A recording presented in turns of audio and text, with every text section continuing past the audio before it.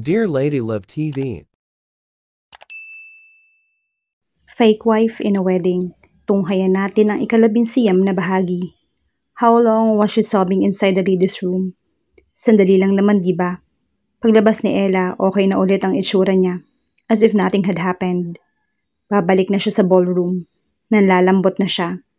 Baka makatulog na siya nito sa sasakyan pa uwi. Hindi niya mapigilang isipin si Jake. Yun na yun.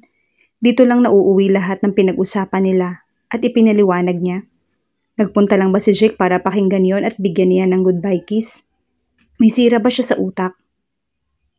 Kausap niya sa sarili. Pagpasok niya sa ballroom hall, patapos na ang party. Pilit siyang umiti kay John na abala ang muli sa photo booth. Hinanap niya ang mga debutante.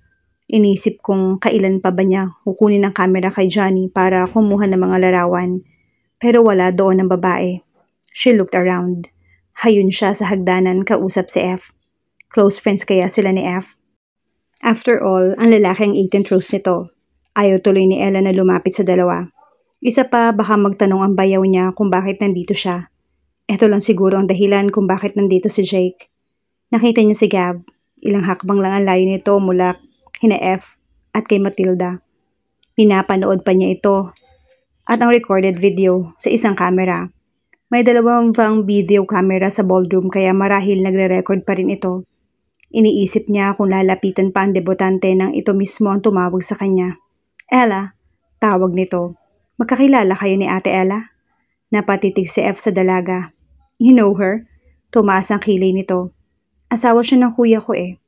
Baka kamukha lang. No, she's the photographer to my party kaya. Kumaway ito sa tinawag niya. Ella, napangiti lang si Ella habang lumalapit sa dalawa. Hindi na siya worried sa sapitin ng DSLR niya.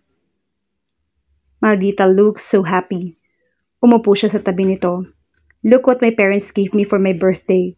Itinaas nito ang DSLR. May hilig siguro talaga to sa photography kaya ang camera niya ang gustong kapalit kanina sa deal nila. Ikaw pa rin ang panalo. Napailing-iling si Ella. You are, sagot nito. Tama ka Ella. And I am the happiest girl tonight. I'm glad hindi ako tumakas sa party. Nagdebo ka lang. Ang drama mo na. Nag-eye roll si F. Kaya inirapan ito ng babae at pinalo sa braso. Binalingan siya ng binata. Ate Ella, photographer ka dito? She nodded. Hindi siya magsisinungaling dito. Kaya pala pumayag si kuya na ihatid ako dito kasi nandito ka. Nakangising sabi ni F. Nasaan na si kuya? Mali. Kailangan din pala niya magsinungaling sa bayaw. Umalis na siya. May aasikasuhin pa daw sa office. Ganon? Anong oras na? He bobbed his head along with the music. Iwan ko muna kayo. F groaned. Maiiwan na naman ako kasama siya. Bakit ayaw ninyong sumama sa kaibigan nyo? Ang dami dong nagkakagulo sa photo booth. Hindi ko sila friends. Chorus ng dalawa at nagkatinginan pa. Napangiti na lamang si Ella. Make friends with them o baka naman boyfriend at girlfriend yung hanap nyo. Kaya hindi ko kayo nakikitang nakikiminggal sa iba. Ew, tumayo ang dalaga. Me and F? Or not even bagay? Tama, patagilid na tiningnan pa ni F ang babae. Tao kasi ako tapos ikaw hayop. Talagang ginagalit mo ako F ha? Natawa na lamang si Ella at kinawayan ng paalam ang dalawa. Pinuntahan na niya si Gab. Ella woke up the following day feeling the same emptiness. At usual, nagtatrabaho siya sa studio, nakipagkwentuhan ng konti kay Gab at John. Tumulong sa printing ng pictures at editing. That night, umuwi siyang medyo magaan na ang loob kahit naguguluhan pa rin sa ginawa ni Jake noong nakaraang gabi. Then why the hell did you choose them over me? Kahit ano pa man ang nangyari, ang kadugo ay kadugo pa rin. Umalis si Ella para sumama sa pinsan niya at iniwan si Jake. Sabihin ng devil may care ang attitude niya. Kung mahal siya ni Jake, bakit hindi nito makalimutan ang nakaraan? Dahil ba nasasaktan pa rin ito sa nakikita na si Stella? Dahil may feelings pa rin siya para sa pinsan niya. Mahal pa rin ba nito si Stella? Si Marky lang ang dinadahilan nito, ganon? Kasi kung si Marky, napaka-irrational naman talaga ng Jake na yon. Siguro dapat din niyang ilayo ang lalaki kay Stella. Kung may feelings pa talaga ito kay Jake, ouch. May kumatok sa pinto ng silid niya. Pinahid ni Ella ang luha. Pasok, sabi niya. Bumungad si Stella. Ella, nandito si Jake. Niloloko ba siya nito? Pero alam niya na hindi nagbibiro ng ganun si Stella. Kaya tumayo na siya para ayusin ang sarili. Sabihin mo papunta na ako. Stella closed the door and left. Kinakabahan ito pero may pakiramdam na magiging okay din ang lahat. Noong satisfied na si Ella sa itsura niya sa salamin, lumabas na siya sa silid. Nasa living room si Jake. Umiikot ang mga mata sa buong silid. Nakatayo lang siya at iniisa-isa mga picture frames. Nagustuhan niya yung solo picture ni Ella nung teenager pa ito. Naka-jeans lang ito at shirt, nakangiti. Mas mukha itong masaya noon. Gusto niya makitang ganoon muli kasaya ang ngiti ng asawa. Nakita na niya itong ngumiti pero hindi katulad ng nasa picture. Pababa na siya, sabi sa kanya ni Stella bago ito dumiretso sa sarili nitong kwarto. Mukhang iba na ang impression sa kanya ni Stella. Wala nang pakialam pa doon si Jake. Hindi na siya apektado dito. After a while, parang trip na niyan sa kali ng babae. Pababa na daw pero wala pa. Girls talaga. Sumulpot na si Ella. Same stunning Ella. More womanly than the last night's photographer in jeans and shirt with a DSLR. Nakaramdam si Jake ng satisfaction. What now? Home now. Hindi siya makapaniwala. Sinusundo na siya ni Jake. Uuwi na siya sa bahay nilang mag-asawa. Ella felt happy. Kahit na hindi romantic ang dating ng reconciliation nila, walang sorries or flowers na pampaamo man lamang sa kanya para na magkaayos sila. Pinag-isipan din ito ang mga nangyari kagabi kaya nandito ito. Wow, hindi malaman ni Ella kung ngingiti o matatawa. Really? Dalian mo before I change my mind. Tumalikod na si Jake at lumabas na ito ng bahay nila. So may tendency na magbago ang isip ni Jake. Ibig sabihin ba nito hindi pa sila ayos? Ano ba ang sapak nito? Bakit napaka-unpredictable? Napasimangot na lamang si Ella. Parang okay naman ang lahat. Kinakabahan siya na nakahinga ng maluwag at halo-halo na. Hindi na muna niya sinundan ang lalaki. Dumiretso siya sa silid ni Stella at nagpaalam sa pinsan. Napatitig lang ito sa kanya at pinaupo siya sa tabi nito sa kama. Are you sure about this? Napayuko na lamang sa Ella. He's my husband. Stella sighed. Nasabi ko naman sa'yo yung mga ugali ni Jake bago pa kayo kinasal, diba? Oo, naguguluhan niyang sagot. Alalahanin mo lagi. That will help para magkasundo kayo. She bit her lower lip. Huwag na lang pala. Jake has changed. Kasi ikaw ang mahal niya at hindi kayo ang kinasal.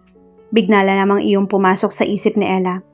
Nagulat din siya sa kung anong tinakbo ng utak niya. Isa pa, tingin ba ni Stella kay Jake wala itong dark side? Ganoon ba ang pagkakakilala nito sa lalaki? Baka nga kay Stella lang ito mabait. May mga gamit pa naman siya sa bahay nila Jake kaya hindi na nag-abala pa si Ella na mag-empake. Bumalik siya sa silid para dalhin ang DSLR niya. At naisipan na rin niyang dalhin ang notebook na nasa drawer niya. Doon isinulat ni Stella ang mga tungkol kay Jake noong mga ito pa, kuno. Kumuha siya ng shoulder bag at doon nilagay ang notebook. Pagkaupo niya sa backseat katabi ni Jake ay nanigarilyo ito, nakatingin sa malayo. What took you so long? Pinatay nito ang sigarilyo at tinapon iyon. My cam. Itinaas niya ang DSLR. Jake barely looked at her camera. That's all? Don't you have lens hoods, exposure meters, tripods, and other accessories? Hindi naman ako professional wildlife photographer, Jake, and my hands are not yet shaking. Drive. Utos lang ng lalaki sa driver sa unahan. Nung makarating sa building, sinulya pa ni Ella si Jake. Nakatitig lang ito sa kanya. Nauna ang lalaki na lumabas ng elevator at maglakad papunta sa unit nila. She paused and turned to took a look to Jake again. He pulled out a set of keys from his pants and pocket, tossed it to her. Mahina siyang sumalo kaya pinulot pa ni Ella iyon sa sahig nung mahulog. She tried the keys one after another until the door finally clicked open. Napanganga na lamang si Ella dahil wala nang laman ang shoe rack at lahat ng gamit sa bahay. She turned around to face Jake. Nasaan ang mga gamit dito? Inalis na. Sagot nito habang binubuksan ang bintana sa living room. A flash of cold air kissed her handsome face. Nilingon ni Jake si Ella. Yung kama na lang natin ang natitira sa bahay na to. Kama lang natin? Bakit? Bankrupt ka na? Napangisi ito. I don't understand kung bakit wala kang bilib sa akin. He shook his head pagkatapos ay muling sumeryoso. Me? Bankrupt? Binili ko yung bahay ni Eric, di ba? Pinaasikaso ko na yung paglipat ng mga gamit natin sa bagong bahay. Oh, napatunga nga. Nalinis na yung bahay? When was it? Oo, naalala kung kailan ko pinaayos yung dating bahay. Kaso, may katagpo pala yung asawa ko. Yung araw na umalis siya at iniwan si Jake ang tinutukoy nito. That night. Hell no. The next day I woke up and checked the renovation of the house. Well, I did consider if I should stop or go along with it. Natigilan ito. Tila may mga naalala pa pero pinili na lamang na huwag sabihin. Pagkatapos ayusin ang bahay, opisina naman, meetings, itong kondo, casual na umupo sa sahig si Jake. Since wala na silang furniture, paano yung mga stove dito at oven? Built-in sila. I honestly don't give a fuck. Meron din nung lilipatan natin. Tumayo lang si Ella. Nawala yung Jake kagabi na emotional at sinisigawan siya. This was not the man who just last night had kissed her passionately. Bago pa siya tuluyang malunod sa halik nila, humiwalay na si Jake kay Ella at lumayo. Agad siyang sumakay sa kotse niya at umuwi sa condo unit. Dumiretso na siya sa kama para humiga at tumitig lang sa kisame. Sa tinagal ng panahon, hindi pa siya naapektuhan ng ganoon ng kahit sinong babae. Predictable silang lahat, kahit si Stella. Ang gusto lang ng mga babaeng yun ay fun or pleasure. Si Stella naman, secured and stable married life.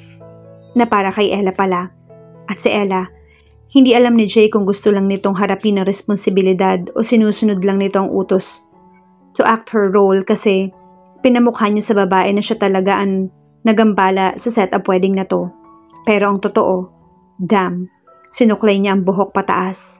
Napapikit na lamang si Jake, parang ikababaliw niya to. Gusto niyang umamin si Ella. Ano ba yung nararamdaman ng babaeng yon? Tulad ba ito ng ibang babae? Katawan lang ba niya ang habol nito? Nabubuhay lang naman ang insecurity issues niya. Matutuwa siya pag sinabi ng asawa na mahal rin siya nito. Na-realize na siguro yun ni Ella. Sinabi nito iyon nung nasa bathtub sila pero parang hindi ito sigurado. Siguradong may iba pang factors na gumugulo sa isipan nito. Was he emotional that night? Hell no. Pagkasara ng pinto, pagkasigaw niya, dumiretso lang siya sa higaan at natulog. Tumawag siya sa opisina para lang sabihing tinatamad siyang pumasok sa office. At gaya ng sinabi niya, inasikaso niya ang pagpaparenovate sa dating bahay ni Eric na binili niya. Doon siya nagbuhos ng lakas. Tumulong siya sa pagpipintura at paglilinis. Napapatitig na lamang sa kanya ang mga trabahador. Eric visited him one time at napahanga ito sa effort niya sa pagpapaganda ng bahay. Hindi pa raw nito nakitang nag-effort siya sa kahit na ano at kahit na kailan. Ngayon lang, kaya ewan niya kung ano ang gusto nitong palabasin. Pag uwi niya sa kondo, one time, nilapitan siya ng on-call maid sa condominium. Sir, ilang linggo niyo na yatang hindi napapalinis tong unit niyo. Itinaas nito ang lantang mga bulaklak. Itatapon ko na po ba to? May card kasi. He stared at the roses. Flowers never fail, huh? Throw those away. Maikli lang ang flashback ni Jake kasi tinawag na pala siya ni Ella. Nakaupo na rin ito sa sahig kaharap niya. Jake, bakit? Sublado pa ito. Nakatulala ka na dyan. Wala. Tumayo na ito. Let's sleep? I'm tired. Napanguso na lamang si Ella at sumunod dito. Hindi niya alam kung ano ang nararamdaman pagkahiga niya sa kama. Jake took off his jacket at pumesto na sa tabi niya. Yung kama lang talaga ang natira. Walang unan o kumot. Napabangon si Ella. Kailan pa wala ang mga gamit dito? I think 2 weeks ago. Pikit na si Jake. Unan nito ang sariling braso. At dito ko umuwi every night? Of course. Sagot nito. E di nagtaka si na mama kapag nakitulog ako sa kanila nang hindi kita kasama. Hindi ka na lang nag-hotel. Humiga na ulit si Ella. Surveillance cameras. I hate those. I never felt any comfortable sleeping in hotels.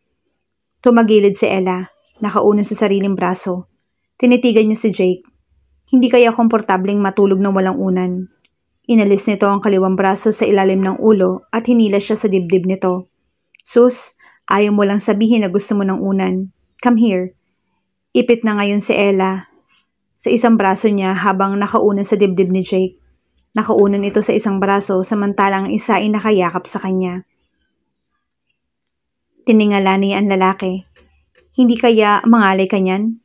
Hindi na ito sumagot. Pumikit na lamang si Ella at natulog.